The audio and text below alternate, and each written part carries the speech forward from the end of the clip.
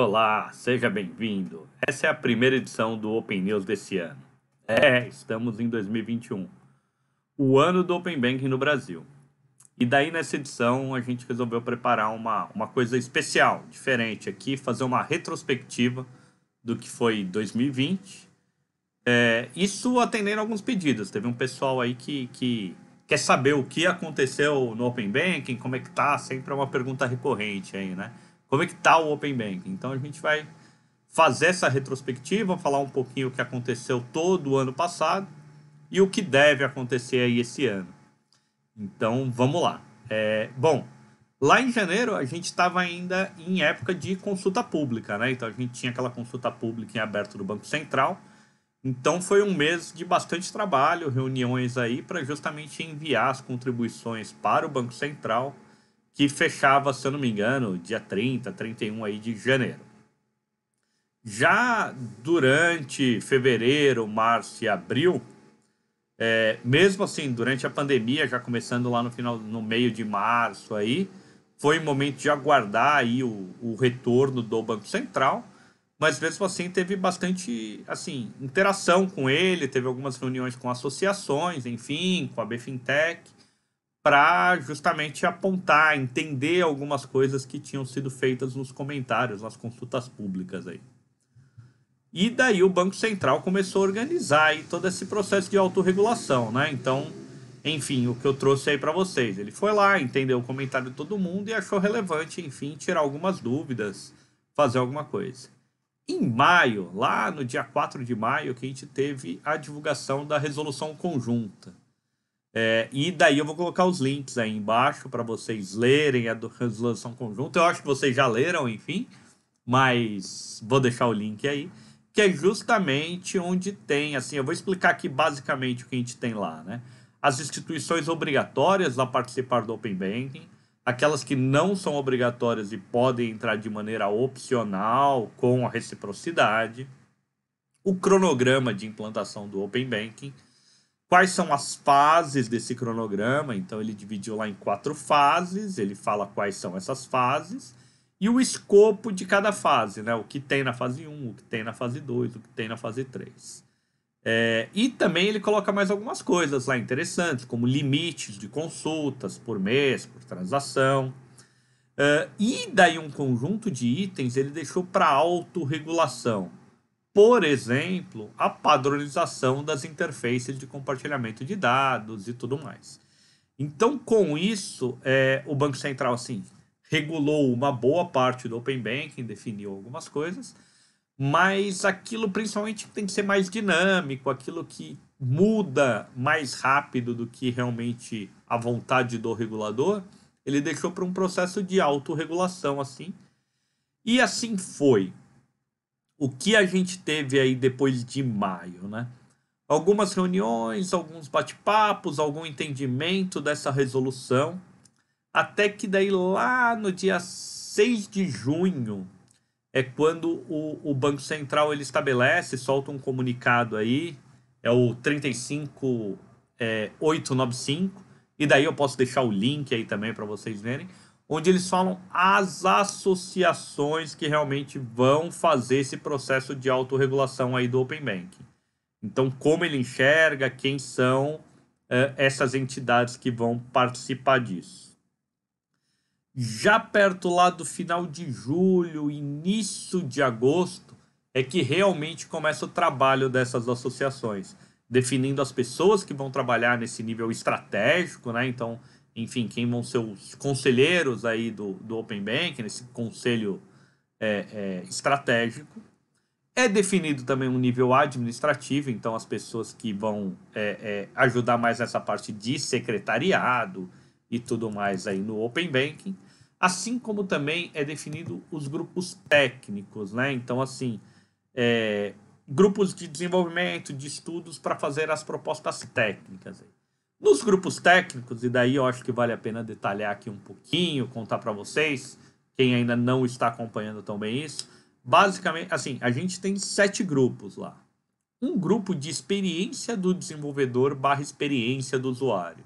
É um grupo que vai propor aí qual que é a experiência adequada que o usuário tem que ter, qual a experiência adequada que um desenvolvedor tem que ter com a interação do Open Banking. Então, desde a parte de consentimento, toda essa jornada, quando fala do usuário, como de como vai estar publicada essas APIs, em que momento e como é que vai ser o versionamento disso, enfim, faz parte de uma experiência do desenvolvedor. Então, um grupo aí de trabalho, um grupo técnico só para definir experiências, né?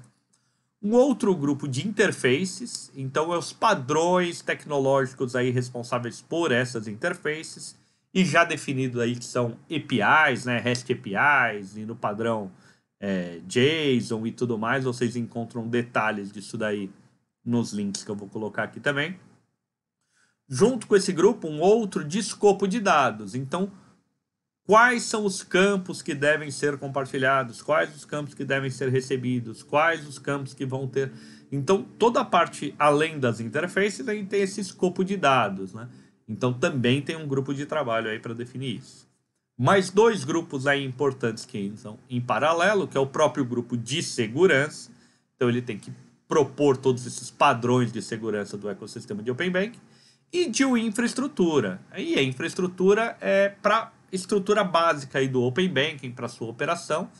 Então, por exemplo, o diretório de participantes, né, onde todos os participantes estão registrados, é esse grupo de infraestrutura aí que ficou para definir.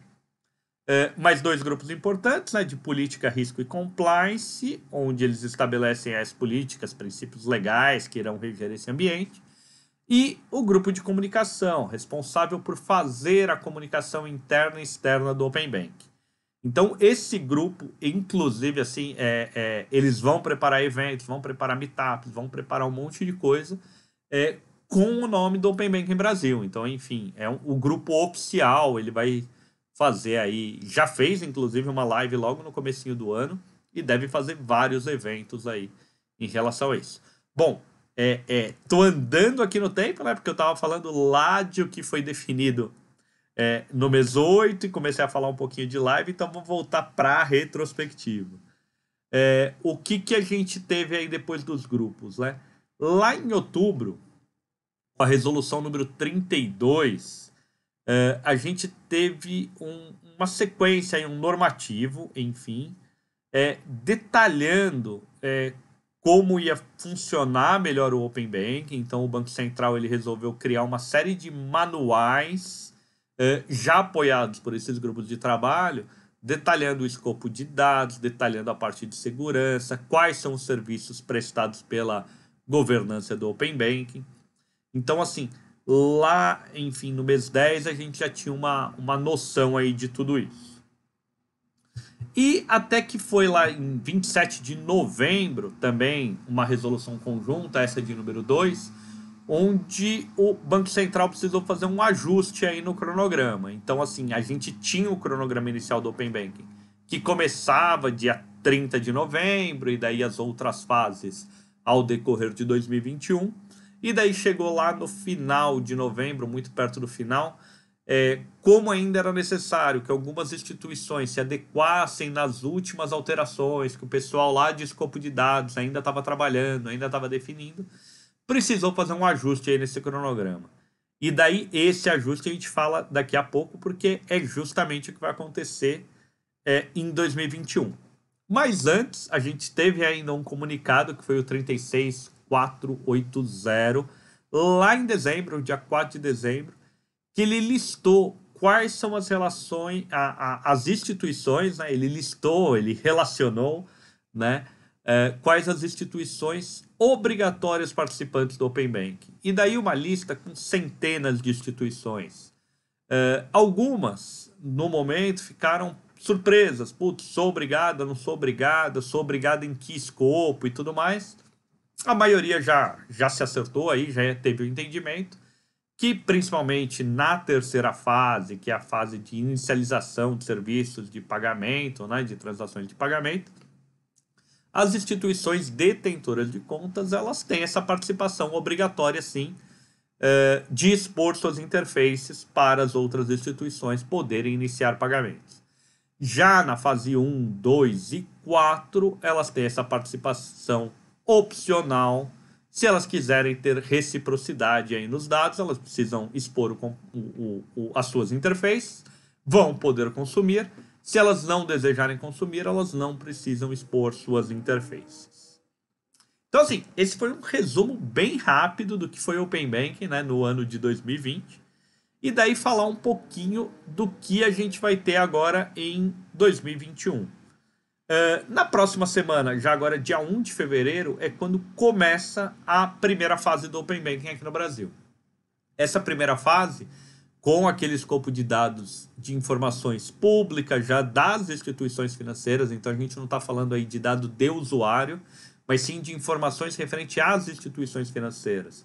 Quais são os serviços que elas prestam, quais tarifas que elas cobram em cada serviço, qual o endereço daquela ponto de atendimento, daquela, enfim. Isso que está dentro do escopo. A gente vai ter lá no dia 15 de julho, então 15/7, a implantação da segunda fase do Open Banking, que daí a gente está falando sim de dados do usuário, são dados de cadastro de usuários, transações de usuários e operações de crédito que esse usuário tenha. Então, o que a gente está falando aí, daí já tem consentimento tem que estar no ar, diretório de participantes tem que estar 100% funcional, toda a parte de segurança bem definida.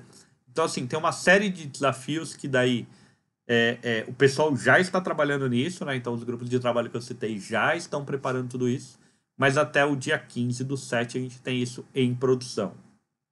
30 de agosto, então, quase lá, enfim, pouco tempo depois, 45 dias depois, a gente tem a terceira fase do Open Banking, que é o compartilhamento de dados transacionais aí, de poder fazer uma inicialização de pagamento, de fazer um encaminhamento de uma proposta de crédito. Isso é o escopo da terceira fase aí do Open Banking.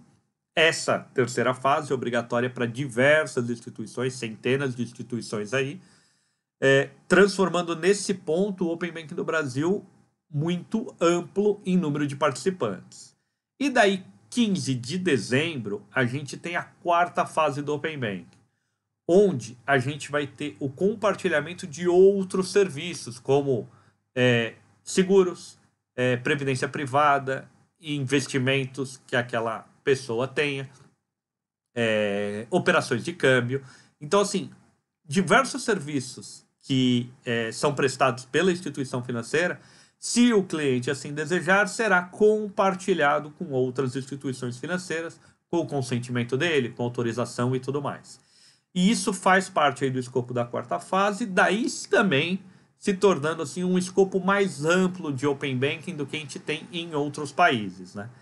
Então, com isso, 2021 tem tudo para ser o ano do Open Banking aqui no Brasil, trabalhando com um grande número de participantes, com um escopo muito amplo aí, mas os trabalhos agora estão em andamento, estão, enfim, em norte, assim, estão em rota, né? Então, tudo aquilo que foi desafiador no ano passado, trabalhar em conjunto, algumas coisas assim, de alinhar quem ia fazer isso, quem ia fazer aquilo e tudo mais, agora os trabalhos começam a ganhar ritmo e tem tudo para esse cronograma agora seguir sem necessidade de novos ajustes. Vamos verificar. O que a gente vai fazer? A gente sempre vai estar voltando aqui com você, quinzenalmente, trazendo esse boletim de notícias, falando o que está acontecendo no Open Banking, tanto aqui no Brasil, como algumas notícias relevantes aqui no mundo. Para essa edição desse programa, a gente resolveu fazer essa retrospectiva, fazer essa introdução aí para todo mundo. Muita gente chegando no Open Banking agora, precisando entender o que está acontecendo. Então, vale esse começo de ano, esse vídeo inicial aqui de abertura. Espero que vocês tenham gostado. É importante que vocês deixem o feedback aí de vocês, se foi legal, se não foi. Enviando alguma dúvida, qualquer coisa que você precisem de detalhamentos a mais, por favor, entrem, deixem seus comentários aí abaixo. Bom, é isso que eu tinha aqui para falar com vocês nessa edição. Muito obrigado. Até a próxima, pessoal.